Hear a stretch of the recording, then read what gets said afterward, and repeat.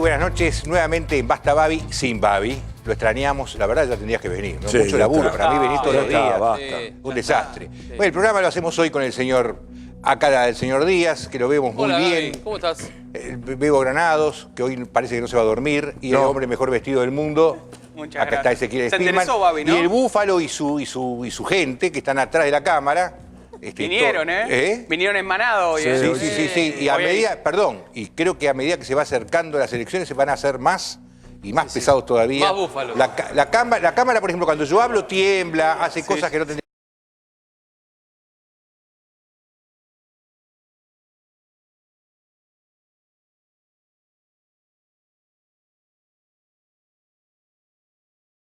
Ahí está. Sí, señor. Ahí está. Y volvimos. Bueno, perdóneme. Menos mal, no pudieron escuchar. Sí, señor. Ahí va, ahí viene. Bueno, perfecto. Hoy vamos a hablar, el editorial de hoy se llama La Gallina. ¿Les parece medio raro? Bueno, les voy a explicar. La Gallina es un juego que juegan, uno lo vio muchas veces en la televisión, en las series, donde dos tipos se ponen enfrente en una ruta uno contra el otro, aceleran, y el que más gallina, a último momento, se escapa. Si ninguno de los dos es gallina, se matan, ¿no? Bueno, esto ¿de dónde surge? Surge de un editorial que hoy salió en La Nación, de Alejandro Katz, que es un escritor, es editor, un pensador, y editorialista también. Y realmente me pareció que lo que él decía era muy interesante para entender la realidad. Pareciera ser que ese juego, donde el que se escapa es una gallina, entonces por lo tanto no hay que escaparse, pareciera que Alberto Fernández y Macri están jugando el juego de la gallina. La única diferencia es que en el caso normal de los juegos que se ven por televisión, si llegasen a chocar se mueren los tipos que conducen. Y la verdad es que en esos dos autos, en un auto está la mitad de un país y en otro auto está la mitad de otro país, un poco menos, depende del día, pero esto sería la realidad. Entonces me parece que es hora de empezar a pensar las cosas de un modo distinto, es decir, que en lugar de resolver este problema que pendularmente no se resuelve. En la Argentina hemos tenido gobiernos peronistas, cuando el peronismo fallaba, fracasaba en su gestión, venía de la Rúa, Alfonsín, quien sea, y ahora por supuesto Macri, y al tiempo fracasa también y vuelve el peronismo y vuelve a fracasar y es una especie de cadena de fracasos. Y tal vez el fracaso esté justamente porque en realidad el coche tendría que ir para el mismo lado y tendríamos que estar todos en el mismo coche y no un coche enfrentado con el otro. Lo que pareciera ser que no entendemos los políticos, los periodistas, los argentinos en general, es que este sistema no funcionó. Fue horadando la República de una manera terrible. No solamente la República, hemos entregado la minería, hemos entregado todo lo que el petróleo, hemos entregado todo lo que tenemos para poder asistir a esa dicotomía, esa lucha terrible entre los argentinos, que en lugar de pensar juntos un país, estamos pensando separado, o mi país o el otro país. Entonces cuando llega el peronista, vuelve a hacer lo mismo que había hecho antes, vuelve a tirar para atrás lo que hicieron los anteriores, lo mismo hacen. Si vos te fijás lo que son los estados, yo me acuerdo que Obama, en un momento, a una persona que trabajó en su campaña muy fuertemente, el otro pensó que Obama iba a poder cambiar todo cuando llegaba. Y Obama dijo, no, este es un transatlántico que anda a mucha velocidad por el mar y es muy difícil girar más que 2 o 3 grados para un lado o para el otro. La diferencia entre un presidente americano y otro son 3 o 4 grados en el destino del transatlántico. Porque el transatlántico tiene su estado, el Estado regula a los políticos.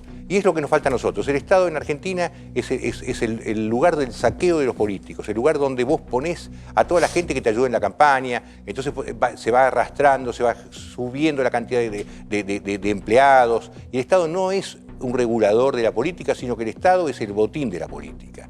Tenemos que cambiar eso. La idea que surge de esta editorial también, y un poco mi interpretación, que por ahí está más allá de lo que pensaba el propio autor, que es el amigo Katz, es que tal vez sea momento de parar los coches, sentarnos en la ruta, bajar la pelota, empezar a pensar un país entre todos, un país que sirva para algo, un país que empiece a entender que hay ciertas instituciones que no son alterables, que tienen que funcionar, que tienen que servir para regular los excesos del poder, los errores del poder, y que cada vez ese Estado sea más sólido, no más grande, más sólido, más intocable, y que sirva justamente, vuelvo a repetir, para regular a la política, para que tenga una continuidad, como vos en Brasil. Bolsonaro puede hacer muchas cosas, pero la política exterior de Brasil no va a cambiar tanto. ¿Por qué? Porque existe Itamaraty, que tiene su propia lógica, que tiene su propia estructura, que tiene su propia burocracia. Lo mismo pasa en Francia, lo mismo pasa en cualquier país que funciona más o menos bien. Tal vez sea el momento de dejar de jugar el juego de la gallina. Esto no es un partido de fútbol, quién la tiene más larga, quién es mejor. Esto es un país donde hay un montón de gente que la está pasando muy mal y que mientras ellos se pelean, la pasamos peor. Hoy, ahora seguramente lo va a explicar el Bebo, lo que ha pasado es que las acciones de la Argentina en la bolsa bajaron a la mitad desde antes de las PASO hasta ahora. Esto significa muchísimo, es decir, que la gente que tenía algo tiene la mitad, que las expectativas de esas empresas se redujeron a la mitad, que la posibilidad de dar trabajo de esas empresas también se va reduciendo. Entonces me parece que ya jugamos demasiado al juego de la gallina, es hora de dejar de jugar a la gallina. Y después una pequeña cosa que me acaba de regalar un amigo, que yo la sabía, pero él la juntó. Adam Smith. Sí. ¿Quién es Adam Smith? Prácticamente un ícono del liberalismo. Es el tipo que inventó la economía liberal. Sí, prácticamente sí. Bueno, cuando vos vas al cementerio de Edimburgo a verlo a Adam Smith, es gratis. Ahora, si vos vas a verlo a Marx, que está en Londres, tenés que pagar 4 libras. Es interesante, ¿no? Está más valorizado. Vamos a ver unas cositas que nos preparó acá el Rafa y seguimos adelante. Paraguas cambiario, para que la economía pueda transitar de la mejor manera posible la incertidumbre asociada al proceso electoral. Llegó el momento de aceptar la realidad. Después de más de 2 años de estar negando qué es lo que estaba pasando en la economía argentina. Los 10.000 millones de dólares menos en el Banco Central y tenés 12.000 millones de dólares de deuda a corto plazo que tenía que pagar el presidente Macri, que se los acaba de patear para adelante al próximo presidente. Estábamos empezando a emerger y después de la PASO todo cayó de vuelta. Eso es lo que más duele. Estamos pagando deuda de otros. Macri es un privilegiado, porque fue el primer presidente en democracia que recibió la Argentina no estando en crisis. Hasta las PASO, la inflación acumulaba 4 meses consecutivos de caída. Los que endeudaron de vuelta al país, que son los mismos que lo habían endeudado antes, dicen que los mercados pasa esto porque ganamos nosotros las elecciones. ¿Cuál es el objetivo ahora? A mantener la estabilidad cambiaria, lo que ya dije, y asegurar que los depósitos están respaldados. Cuidar el bolsillo de los argentinos. Entonces, para eso lo que tenemos que hacer es controlar el tipo de cambio, el precio del dólar, que rápidamente se refleja en inflación. Las medidas están dando resultados para llegar por lo menos a las elecciones.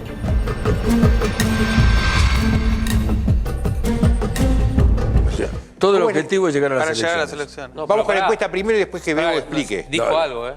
Por lo menos. Por lo menos hasta las elecciones. Ojo que lo dijo Ratazzi. Bueno, ¿vamos con la encuesta? Adelante. ¿Te parece? Vamos con la encuesta en A24.com. Ya pueden votar, por supuesto. Está allí la pregunta de la encuesta de hoy de Basta Babi. ¿A usted le preocupa no poder comprar más de $10.000 por mes? Esta es la pregunta. ¿A usted le preocupa no poder comprar más de $10.000 por mes? Pues si tuviera la posibilidad. Yo te digo que A mí me preocupa no poder comprar 1.000. No 10.000. Ahí está, la pregunta es amplia. El mes pasado compraron exactamente dólares en las casas de cambio y en los bancos 1.350.000 personas, de las cuales solamente el 4% compró más de $10.000. 4% de 1.450.000. Más de 10.000 decís vos. Claro.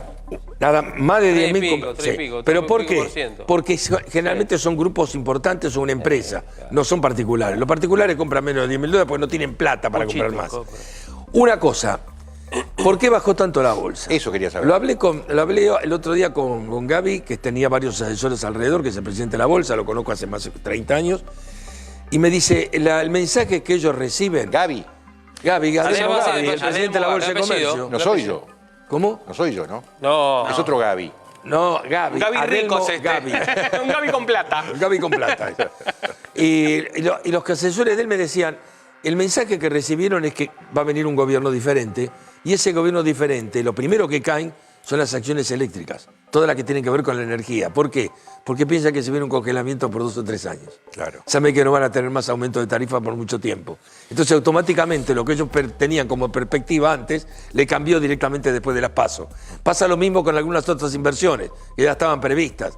¿Qué pasa con Vaca Muerta? Nadie sabe qué va a pasar con Vaca Muerta. Automáticamente caen las acciones de YPF. ¿Por qué? Porque viene un gobierno populista que además es 180 grados diferente del que se va. Entonces, frente a la incertidumbre, vendés y te vas. Bueno, es un poco lo que decía el editorial, esa cosa de que el Estado no tiene continuidad. No, acá el que viene cambia totalmente la regla de juego. Esta es la República Argentina. En otros países vos arreglás el traspaso. Arreglás, mirá, esto seguirlo así, el otro más o menos, mirá, cambiarlo un poco. No, acá no, el que viene rompe todo y empieza de nuevo. Pero vos sabés que una cosa que pasa es que cambian hasta los directores de museo. Sí. En cualquier lugar del mundo, el director de museo es un tipo que está ahí porque sabe hacer lo que hace.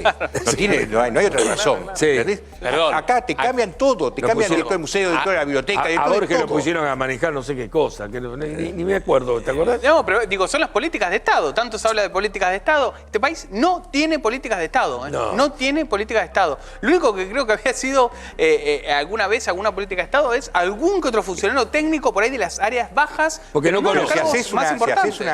Si haces un análisis profundo de cómo es la burocracia argentina, te vas a dar cuenta que una parte del Estado está para hacer algunos trámites que uno necesita hacer y para resolver algunas cosas, pero una gran parte del Estado no es nada más que la recompensa a punteros, a amigos, a parientes, para darles un trabajo que además, como en el Estado vos no podés echar a la gente, hay estabilidad, que es una cosa que también habría que discutir. Es decir, ¿por qué el trabajador normal puede ser echado y por qué el trabajador del Estado no puede ser echado? Es desigualdad ante la ley. Es una locura eso. Es decir, tendríamos que ser todos iguales. O no nos echan a nadie o nos pueden echar a todos. Bueno, volviendo al tema anterior de los cambios, gobiernos, funcionarios y demás, mira cómo es este país que cambia el gobierno y cambia el presidente del Banco Central. Sí. Cuando el Banco Central, teóricamente, Es como ¿no? Y así debería ser, es autárquico, es independiente de cualquier independiente gobierno. Los embajadores, No los existe directores eso de en museo, Muchachos, los directores de la biblioteca, todo cambia. La FIP, el mandato del titular actual de la FIP, Cuccioli, vence el año que viene. O sea, supuestamente,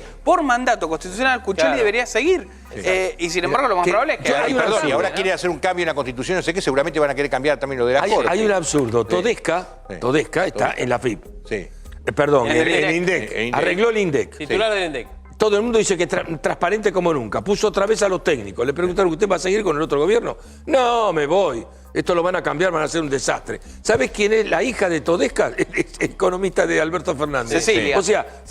O sea que la hija de Todesca no tiene nada que ver con el padre. El padre dice, no, con estos tipos que vienen yo no quiero saber nada. Pero la hija sigue. La hija sigue. Bueno, hay toda una discusión respecto a qué es lo que está pasando en el gobierno y el futuro gobierno y cuánto, si gana Fernández, va a ser Fernández y cuánto va a ser la Cámpora.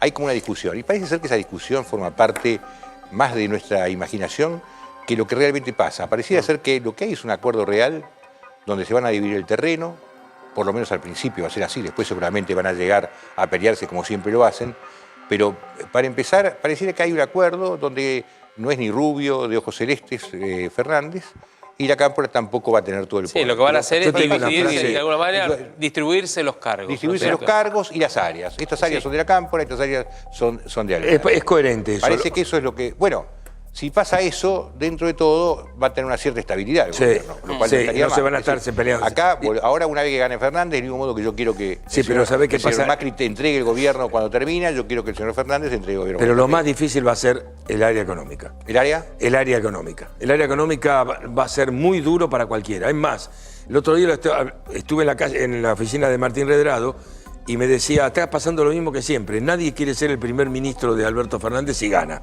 ¿Por qué? Porque el primer ministro va a durar muy poco.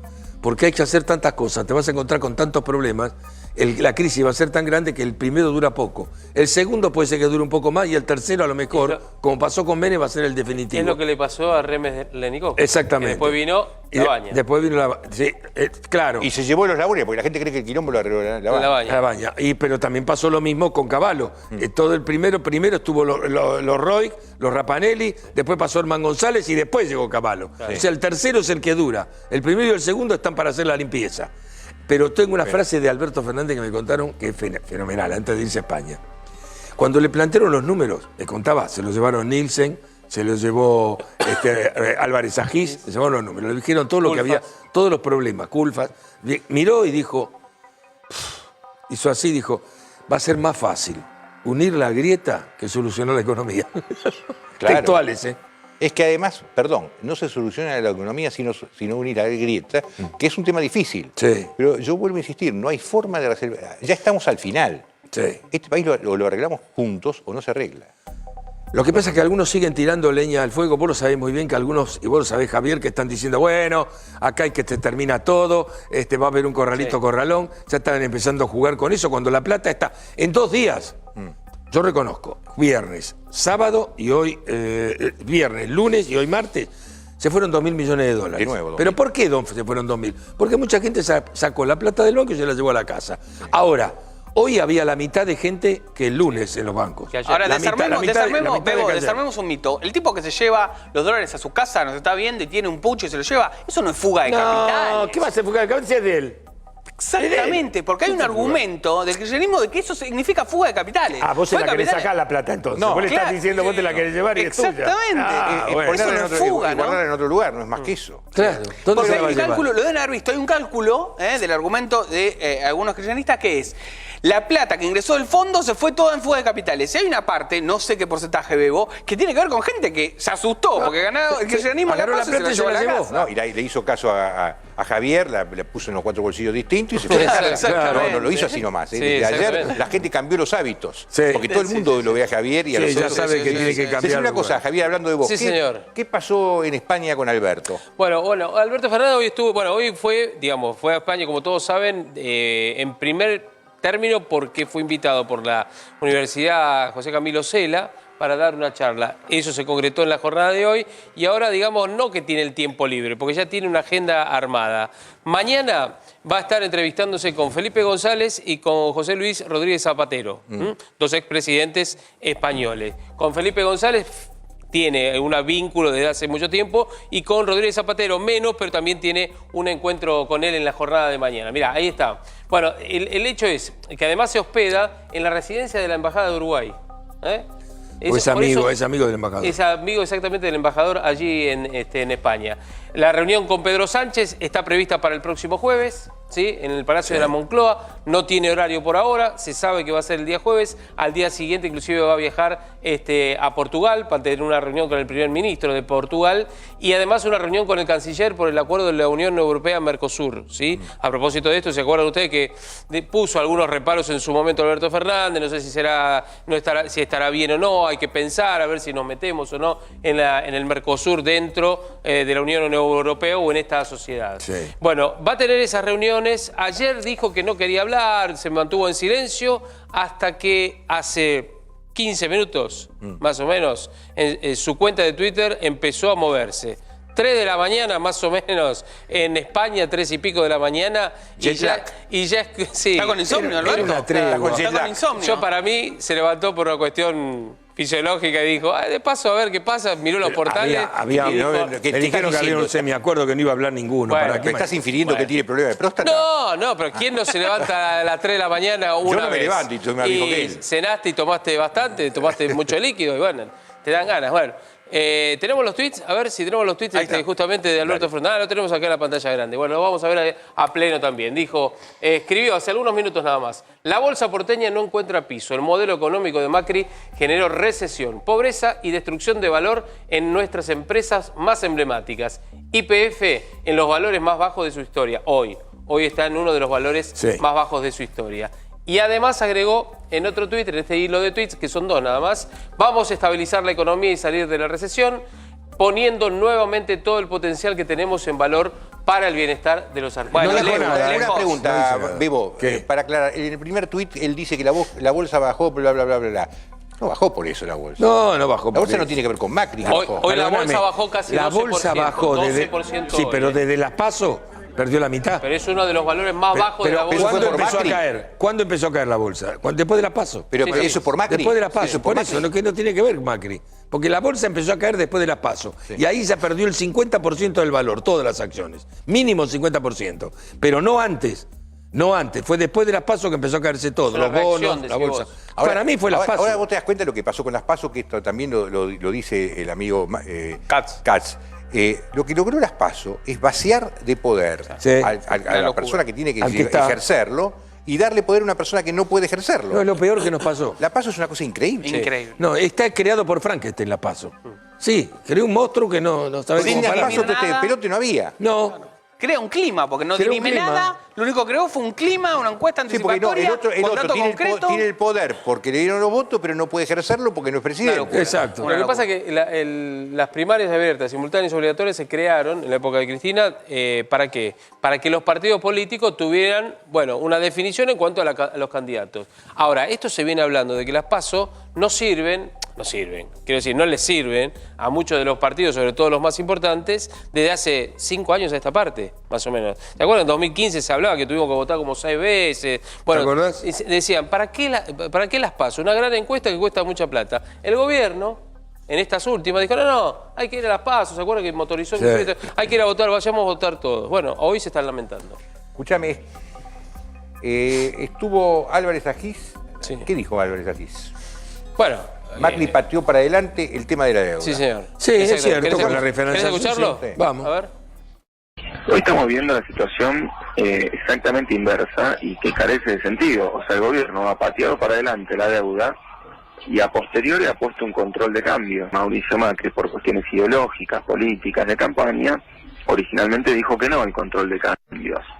Ese decir que no, la semana pasada, el control de cambios, transformó lo que era una corrida cambiaria en una corrida bancaria. Con lo cual, la verdad, que producto de estas decisiones nos han puesto en una situación muchísimo más compleja que la que uno tenía a posteriori de las PASO, y hoy la verdad que lo único que queda es esperar que las medidas sean suficientes, que el pánico que está teniendo la gente se vaya disipando con el tiempo y que los bancos puedan enfrentar la salida de depósitos hasta que la situación comience a revertirse. Esta demora nos costó 10.000 millones de dólares en materia de reservas. Hay un problema de adjetivación, ¿no? En pintura esto sería el expresionismo, es el exceso de adjetivación, ¿no? Es decir, que una cosa es que haya intranquilidad y otra cosa es que haya pánico. Sí, la palabra pánico. La palabra pánico no corresponde a la realidad. No digamos. corresponde, no. Ahora, ¿quiénes son los que adjetivan de más? Los que adjetivan de más son los tipos que están ayudando a Lo que están tratando de empujar a convertir que Macri se vaya la antes. intranquilidad en pánico. Sí. Yo creo que en el fondo percibo la idea de que Macri se vaya antes, que todavía no se disipó del todo en ciertos sectores más extremistas de los K. Pero no les conviene, no le conviene a nadie, ni a la oposición, obviamente ni que ¿Y hablar por de qué los usan periodistas. ese tipo de Y pero palabras? porque Saquen la plata de los bancos. Club de la pelea. Ah, Eso te lo explica todo. sí, pero ojo. Club de la pelea. Hay ciertas cosas hay que uno las entiende desde ese punto de vista. Un sector nada más. Explícame Porque hay otro psicológicamente sector que es más por qué moderado. hacen esto. Yo no lo Álvarez entiendo. Agis es uno de los más moderados. Sí, ¿y de los por qué que usa la hablan palabra del otro lado. pánico? Y Alberto estuvo moderado. No, a mí me recién, parece que además muchas veces uno cree que ellos hablan para nosotros y en realidad se hablan entre ellos. Es decir, quién se muestra más combatiente, más peleador para que después sea designado en alguna cosa. Yo creo que tiene que ver a veces con eso más que lo que no se dan cuenta es que esto, volvemos a la conversación de siempre, que están arriba del mismo barco y los tipos haciéndole el agujero. El presidente de la Unión Industrial estuvo con Novarecio. A ver. La industria creo que es una de las grandes perdedoras de este modelo, pero hoy el problema yo no lo veo como económico o financiero, yo el problema lo veo de una enorme, es un problema político, es un problema que tienen que solucionar los políticos. El último suba de la industria fue en el año 2011. O sea, del 2011 hasta ahora hay un 15% de destrucción de industria. ¿Me equivoco o siente desilusión por la presidencia de Macri? Sí, pero Luis, yo no sabía que usted era psicólogo. Claro. Esto fue Novarecio en la red. Sí. Digamos, a mí me parece una cosa que todavía no se entiende mucho, ¿no? Que tiene que ver con esto de estar insistiendo con un problema que no tiene solución, que es, estamos acá, yo lo escuché por ejemplo hoy a un señor que es un tipo muy influyente dentro del peronismo, que no se lo conoce tanto, o por ahí se lo tiene olvidado, pero está hablando, ¿no? Y tratando de resolver, ver cómo hacer para que la economía vuelva a funcionar. Entonces lo veía el tipo explicando que la grosella y el arándano se puede exportar a no sé dónde, y daba un montón de alternativas para que pequeñas emprendimientos... Pyme del campo. Ahora, ¿cómo haces?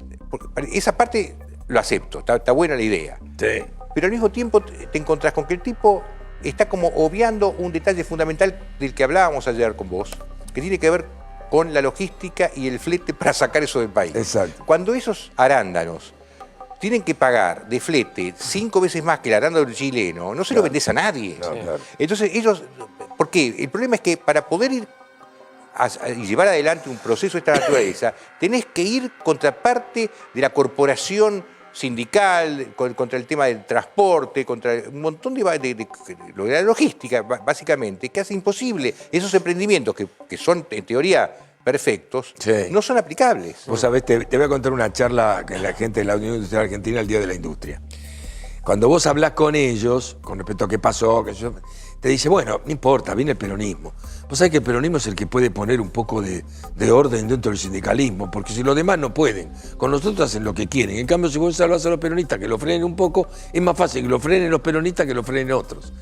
Mirá qué concepto. No, pero eso pasó también con Menem. Claro, Menem pasó con Menem, privatizó cosas que jamás se hubiese podido privatizar. Exacto. Nunca un liberal lo hubiese hecho. No, hasta cierto punto está bien, pero siempre y cuando vos no ataques la estructura misma de lo que es ese poder sindical, lo que se llamaba antes la burocracia sindical. Exacto. ¿No? Que son, al final del camino, pasan a ser nuestra burguesía nacional. Porque son los únicos que están estables, siempre tienen su puesto, siempre funcionan, siempre ganan guita, ¿no? Pero ¿cómo haces para abaratar el costo del transporte? Bueno, pero eso es una tarea del comienzo, ¿no es cierto? A ver, esto que vos decías ayer, inclusive hablaban ustedes, el tema de los trenes, ¿no es cierto? Reformular toda esta cuestión también. Ahora, con un Moyano tan poderoso y que va a tener mucho más poder ahora porque está apoyando al Frente de Todos, ¿quién se le va a parar de mano o quién le va a poner la locomotora adelante? Pero ¿sabés qué? A donde voy yo es a lo siguiente. Si vos no lo hacés, si alguien no lo hace, el país no arranca. Sí. Ojo con Moyano, ¿eh? En una reunión con Moyano dije, ojo muchachos, estamos con Cristina, no con Alberto. ¿Dijo eso? Sí. Bueno, también, bueno. Vos sabés cómo son. Ahora la nueva... El presidente va a ser Alberto Fernández. Sí, ya sé. Y va a agarrar y va a decir, muchachos, ustedes estén con quien quieran, yo tengo la lapicera. El nuevo rockstar, vos sabés que a mí lo que me gusta de Grabois, que es el nuevo rockstar de Argentina, cuando dice, él no dice, tienen hambre. Él dice, tenemos hambre. Él dice, la pasamos mal. Yo no creo que él tenga hambre ni que la pase mal, pero es interesante que él está tan compenetrado con la historia que él cree que él pasa hambre, y yo lo vi comer bien al tipo. Pero bueno, ¿qué dice Grabois? Es importante. Mira, a propósito de... No hay un consenso dentro del Frente de Todos, pero sí hay un fuerte consenso dentro de los movimientos sociales y populares. Hay que avanzar con una reforma agraria, que implica necesariamente la redistribución de la tierra, que implica que no puede haber en la Argentina terratenientes, nadie puede tener más de 5.000 hectáreas. Esas extensiones de tierras no pueden ser, son injustas, no pueden ser posibles en nuestro país. Nosotros queremos que la tierra sea de quien la trabaja, pero a través de un mecanismo que es absolutamente legal y que no rompe ninguno de los pactos democráticos y constitucionales que tenemos hoy, que es la expropiación. La expropiación de 50.000 parcelas para poder entregárselas en propiedad a los pequeños productores. Expropiese. Gaby, déjame, perdón, un segundo, Bego, el programa. Hay una cuestión que les diría es fáctica. Uno de los mayores terratenientes hoy de la Argentina es Lázaro Báez, muchachos. O sea, las tierras que tiene Lázaro en el sur debería dividirlas ya. Es una cuestión fáctica, ¿no? ¿Quién es y Cristóbal López, yo fui a Andalgalá por el tema de la minería, y Cristóbal López tiene miles y miles y miles de hectáreas de olivos, pero no te puedo explicar la cantidad de hectáreas que tenía el tipo ahí. No sé si la vendió ya o qué. Este tipo de minifundio, que es lo que él propone, falló hasta en la Unión Soviética. Stalin, cuando hizo eso, tuvo un problema porque fracasó y se le morían de hambre los campesinos. En Venezuela no tienen comida porque hicieron eso. Hicieron eso, le faltó comida y se moría gente de hambre. Hacemos una pregunta. Esta frase de reforma agraria, de expropiar, no dijo expropiar. Nadie votó eso, ¿no? Pregunto, ¿le hace bien a Alberto Fernández? Esto es un loco separado. O por esta frase Alberto Fernández se levantó a la madrugada y escribió. Esto subió 100 puntos más arriba del país, esta tontería. Sí, no, es una estupidez total. Eso es lo que pregunto. Yo te voy a contar una pequeña anécdota. Cuando viajamos con el charter de Helbart, pasamos por Hungría. Entonces estábamos mirando y entonces nos dice, esto era enorme, eran como varias hectáreas, tenía, ponerle 50 manzanas. Me decía, pero no aumentaba la producción. Estábamos años los húngaros, total, como los tenés que llevar todo a que lo venda el Estado, pasear lo menos posible. Entonces, ¿qué hicieron? El 80% de la tierra es para el Estado. Sí. Pero el 20% de la tierra dejamos que ustedes hagan lo que quieran y lo venden en el mercado negro. Pero eso sí, me tienen que aumentar la producción para el Estado, el otro 80%. Si no me aumenta la producción, no le doy este mes, no le doy esta parcela de 20%. ¿Vos querés creer que aumentó la producción? El Estado lo aumentó por 3. Y ellos en ese sector hacían de todo. Mira, vaca, lechones, trigo, maíz, ponían tomate, vendían de todo. Es así, pues tenés que dar un incentivo. No le podés colectivizar a todo el mundo para que hagan todo lo mismo, que todo sea del Estado. Lo que le importa es ganar poder. Y él con eso le promete a la gente que van a luchar para eso y no importa si lo consiguen. Una locura. Exactamente. Es lo mismo que pasó en Salta con las tierras, donde le dice a un montón de falsos aborígenes que primero los convierten en aborígenes y después les hacen pedir la tierra. Le dicen que se vayan para ahí, que le van a conseguir esto. Y los tipos, por supuesto, los votan, se suben a terrenos que no son de ellos, donde la justicia lo va a terminar sacando. Sí. Pero los tipos, mientras tanto, ganan poder, ganan votos. Claro. ¿Pero qué hacen? Decime, vos tenés unos tweets del señor Echeve, ¿no? Ezequiel, que estuvo con ese tema. El ministro de ¿Viste que ibas a tener tu momento? ¿Iba a leer los tweets? 15 años de periodismo político para leer tweets.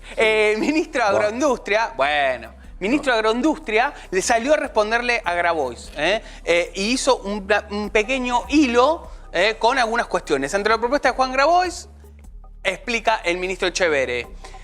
A la idea de la vuelta de la Junta Nacional de Granos, lo que había dicho Felipe Solá hace 3 semanas, ahora se le suma la reforma agraria y expropiación de campos. Estos sistemas ya fracasaron hace muchas décadas, dañando seriamente la economía en varios países. Cuidemos la República y la producción, dice Luis Miguel Echevere.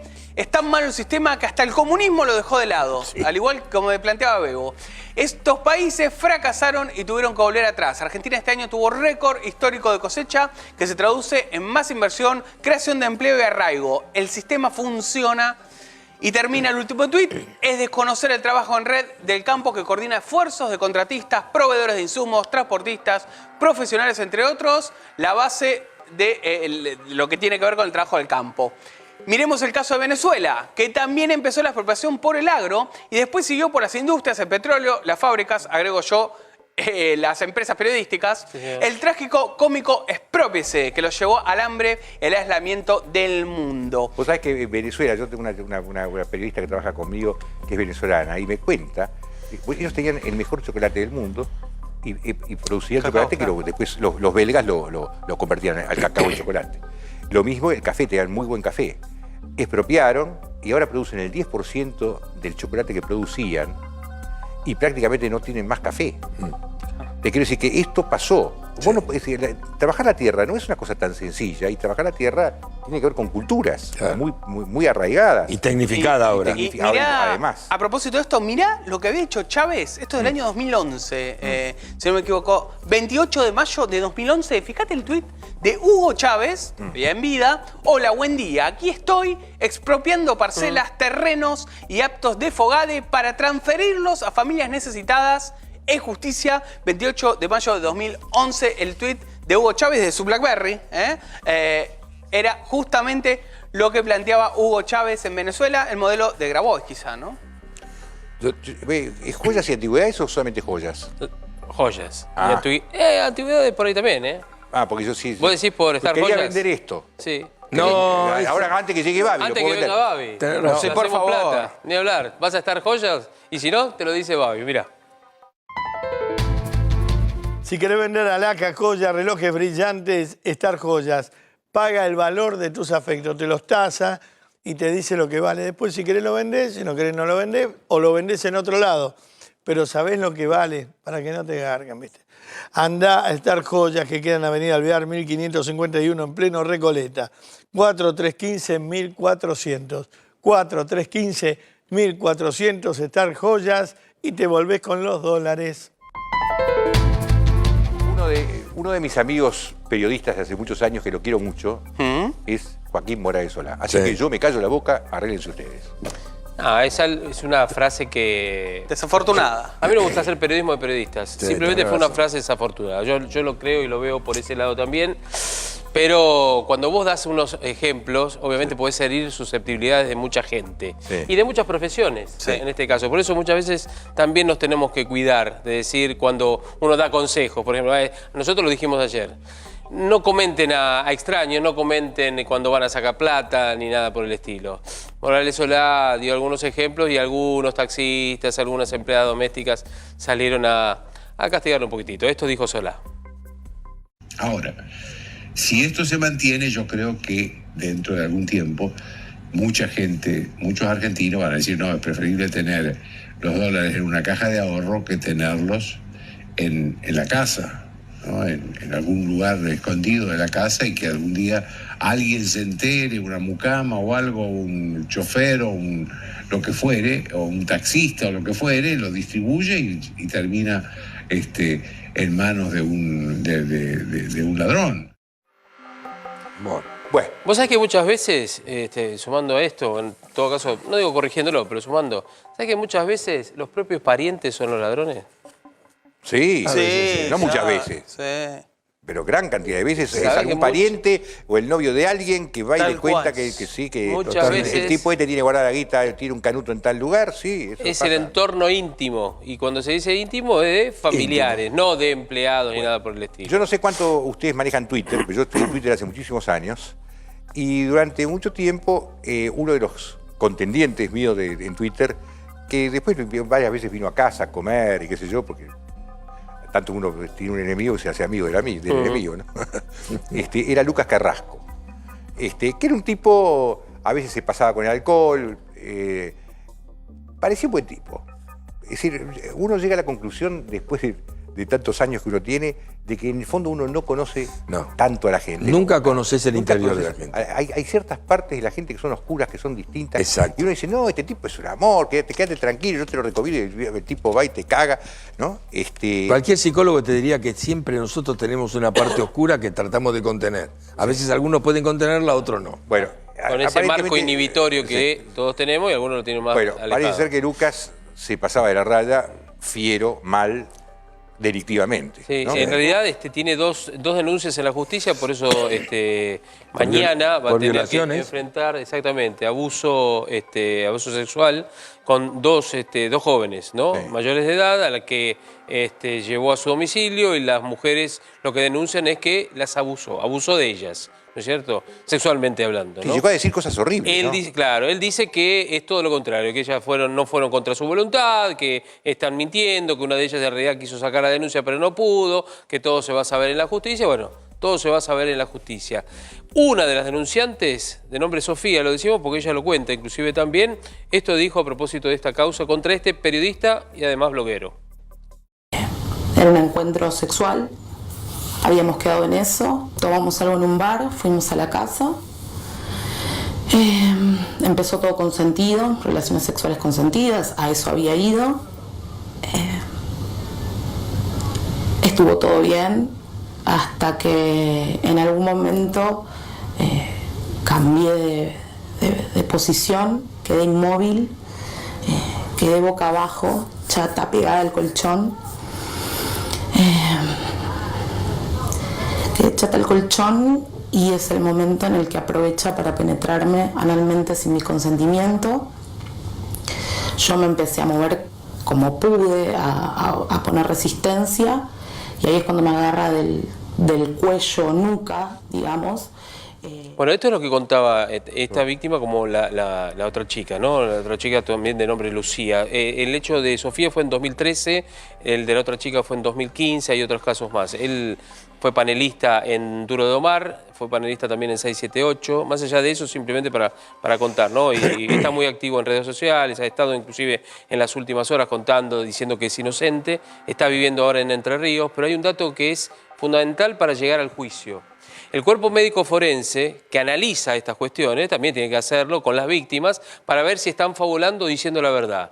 El cuerpo médico forense dijo, no hay fabulación en el relato de las dos mujeres que acusan justamente a este hombre. Veremos a ver qué dice ahora el tribunal, ¿no? A ver, vos sabés que a mí me cuesta entender estas cosas. Sí. Pero lo digo en serio, ¿no? Porque yo como hombre, lo que más quiero, si estoy con una mujer, es producir placer. No quiero otra cosa, producir el placer a la mujer. Eso es el hombre... Depende cómo estás. Por ahí tomaste demasiado, por ahí te subió la cabeza, ya no pensás bien. Sí, pero cuando tomas demasiado... No deja de ser un abuso. No, yo no sexual, digo que sea un digamos, antes. Yo creo que cuando vos tomás demasiado Exacto. estás liberando... No. Estás liberando... Hacete ver. Te estás, No hay vuelta estás liberando algo que vos tenés adentro. Claro, No, a el eso me alcohol no refiero. inventa nada. Esa es la ¿viste? excusa de los abusadores, de los maltratadores. No, está bien. No, ya sé no que creo vos que es decís una que no limitación. intención, ya lo No sé. es una excusa para no, mí. No, por supuesto que no. Pero viste que algunos lo interpretan de esa manera todavía. Sí. Dicen, bueno, estaba alcoholizado. Bueno, estaba alcoholizado, O estaba preso, drogado. adentro. Bueno, en su cuenta de Twitter, Lucas lo que dijo es lo siguiente, ahí está, lo tenemos en pantalla, Lucas Carrasco. Si todos los periodistas de Chimento saben que yo nunca hablé de mi vida privada real, no jodamos, no tengo ganas de perder la caballerosidad a pesar de esta gente. La noticia es mi juicio. Buah. Mengolini y Pichot tienen que ver, que no mientan y yo no jodo más. Porque las involucra como que ellas saben algo más, que tendrían que contar, porque ellas ahora lo acusan y demás.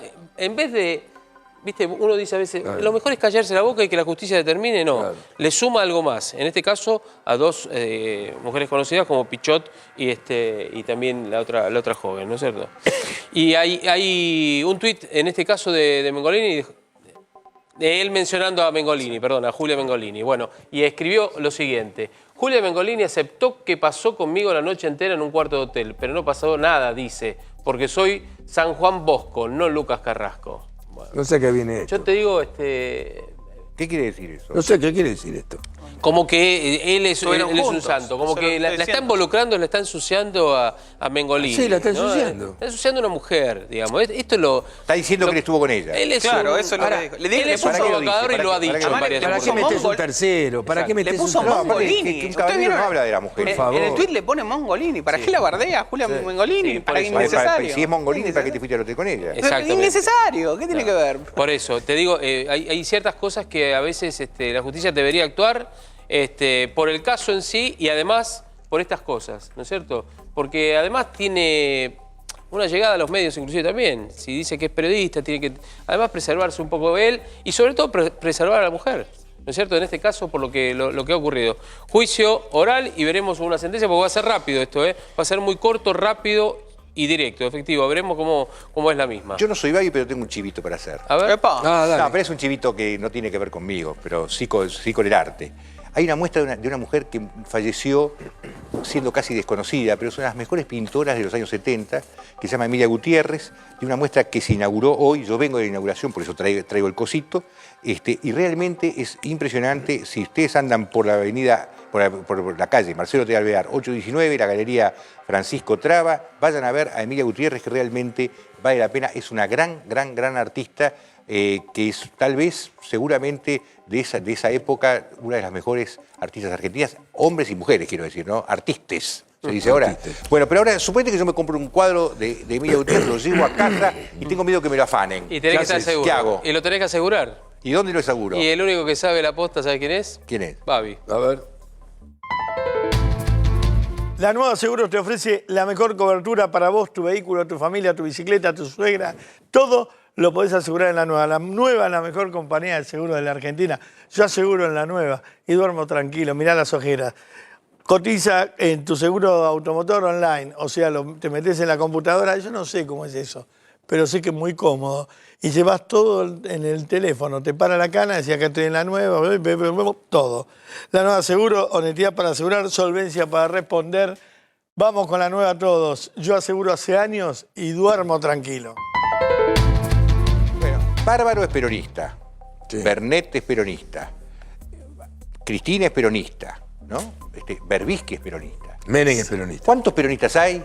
¿Cuántos peronismos hay en la Argentina y cómo es esto? Intentamos compilar un poco algunos sectores del peronismo. Es difícil hacerlo, Gaby, porque todos se reivindican peronistas, pero tienen facciones distintas. Entonces, intentamos contar acá... Perdón, el Búfalo es peronista. Por supuesto, histórico peronista, Sí, sí, sí. histórico peronista. Es otra facción. Otra facción aparte, la del Búfalo, no la que incluimos en las placas, pues no daba para... No entraba. No daba para tanto, ¿no? Pero sí es interesante contar las facciones que hoy a grandes rasgos se están jugando y qué rol podrían tener en el hipotético caso en el que gane Axel Kicillof en la provincia y gane Alberto en la presidencia. ¿Qué lugar le podrían dar? Fíjense, la primera facción, el primer grupo, agrupamos a varias facciones también internas, pero fíjense, el PJ kirchnerista, podemos llamarlo, casi le pongo kirchnerista ortodoxo, Cristina Fernández de Kirchner, la gran referente, la dueña, entre comillas, grandes comillas, de los votos. Axel Kicillof como su expresión máxima y toda la agrupación La Cámpora, que también hay que decirlo, tiene sus facciones, pero en general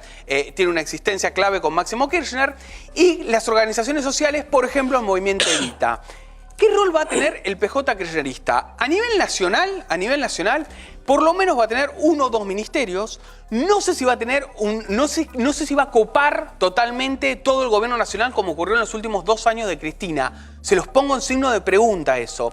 Y sí está claro que esta parte del peronismo va a copar la provincia de Buenos Aires. Kicillof va a llevar a gran parte de la tropa de La Cámpora y de los kirchneristas vos decís más que, por cercanos ejemplo, a vos decís Cristina. que lo van a poner en Infran a manejar el tema de narcotráfico y a Guioja lo van a poner a manejar minería. Hablaste de Infran. Sí. Fíjate lo que es el segundo grupo de peronistas que hoy, yo te les diría, muchachos, si se da todo como se dio en las PASO, vamos a ver una batalla interna del peronismo mucho más que entre oposición y oficialismo. Segundo grupo, le pusimos PJ clásico. Los sindicatos, hablamos de Moyano, ¿le dará transporte y trabajo a Hugo y a Pablo Moyano, no en ellos, sino a referentes de los sindicatos moyanistas? Bueno, es un signo de pregunta.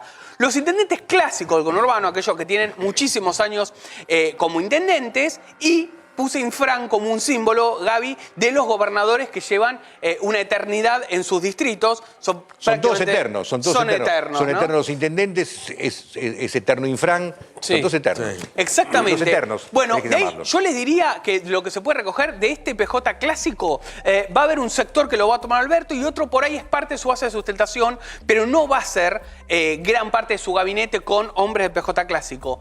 Pero sí, si vamos al tercer grupo, acá les diría que va a estar la clave de lo que está armando Alberto Fernández. Fíjense, la Liga de Gobernadores. Les adelanto algo. Uno de los posibles ministros de Seguridad de Alberto es Omar Perotti, el gobernador de Santa Fe. O por lo menos va a estar María Eugenia Bielsa, va a ser parte de su gabinete, que compitió contra Perotti allí. Y estaba pensando... Pero, te hago un punto. Dale. Omar Perotti, elegido gobernador de Santa Fe, ¿va a ser ministro de Seguridad? Es uno de los posibles ministros de Pero lo va a Seguridad. sacar de la gobernación de Santa Fe que tanto peleó. Muchachos. No, te pregunto. Muchachos, esto, a ver, se nombraba, por ejemplo, O alguien de Perotti. Gabriel Catopodis, intendente de San Martín, que quede primer concejal a cargo y que asuma el Ministerio de Desarrollo Social. Por eso pusimos intendentes jóvenes. En el gabinete de primer año o 2 años, que van a ser los años más duros que va a tener Alberto por delante si es que es electo. Y después le pusimos también a Sergio Massa como un referente del peronismo más joven, ¿no? El peronismo federal, le pusimos como título. Varios gobernadores en danza o referentes de los gobernadores, pero también gobernadores. Juan Mansur, ahora se bajó, pero estuvo en la nómina también el gobernador de Tucumán. Y la última facción del peronismo es el PJ Pro, que acá, a ver, no creo que ninguno de ellos ocupe un lugar en el gobierno de Alberto. Pero sí, en el caso de Ritondo, por ejemplo, tenemos a Ritondo, Santilli, Frigerio y Pichetto. Ritondo va a ser diputado nacional, va a tener un bloque, al igual que quienes trabajaban con Emilio Monzó en la Cámara de Diputados. Y ese bloque, o sea, esos bloques, es posible que tengan, por una cuestión, les diría, hasta generacional, contacto directo con la gente de Alberto Fernández. Hay que ver qué rol tienen en la Cámara de Diputados y como aporte a la gobernabilidad. ¿Vos sabés qué dijo Alberto Fernández antes de irse? A todos los suyos, nadie habla de candidatos a mi gabinete. Ya hay algunos nombres en danza y algunas presunciones. Y uno de ellos, clave, es Felipe Solá, que viajó a España con él. Sí. Y está muy cerca. Eso es puro teatro. Ahora, hablando de teatro, gobernadores... lo tuyo es puro teatro. Lo mío no. Teatro. Lo mío no, lo de Babi. No, lo de Babi, bueno, con eso nos viene, alimenta. vuelve acá y enseguida va al teatro. A ver. Sábado 28 de septiembre, chicos, los espero en el Teatro Cervantes de Quilmes. En venta en el teatro por Ticketek Argentina. Los espero a todos, Acompáñenme, vamos quedando menos. Acompáñenme. Sábado 19 de octubre, Teatro Broadway de Rosario. En venta en el teatro y por tu ticket, todo Rosario, como en las viejas épocas, reventando el teatro. Los quiero a todos los rosarinos, hermanos queridos, después de tantas cosas feas que nos pasaron, a juntarnos todos en el teatro. Acá me la aguante. Sábado 26 de octubre, Teatro Coliseo de Lomas de Zamora. En venta en el teatro o por Platea 1 Ticket. Vamos toda a Loma de Zamora y ya después me retiro. Acompáñeme, última gira del año. Señores, vamos a ir a la encuesta, pero una cosa que me olvidé de decir hoy, que lo veo muy elegante al amigo. Sí. ¿Me equivoqué? No sé qué pasó. ¿Qué pasó hoy? Me equivoqué, quizás algo pasó, no sé nada. Está raro. No, Bueno. teníamos de reuniones en reuniones y después nos vinimos para el canal. Señor. ¿Te digo la encuesta? Sí, a ver, el ¿cómo se- resultado de la resultado de la encuesta. encuesta. A propósito de la pregunta, en la encuesta Basta Babi, ¿a usted le preocupa no poder comprar más de $10.000 por mes? Bueno, y la respuesta es sí, le preocupa el 5%. Y sí. No, el 95%. Si no llegan. No hay guita. ¿Qué querés ¿Qué que vas a compre? hacer? ¿Cuánto Bueno, votaron? 1000, vas a comprar 10.000. Votaron 4.000 y pico, ¿no? Sí, 4.600. exactamente. Ah, muchísimo. Una cifra muy grande y muy importante también. Gracias a todos. Señores, hasta mañana.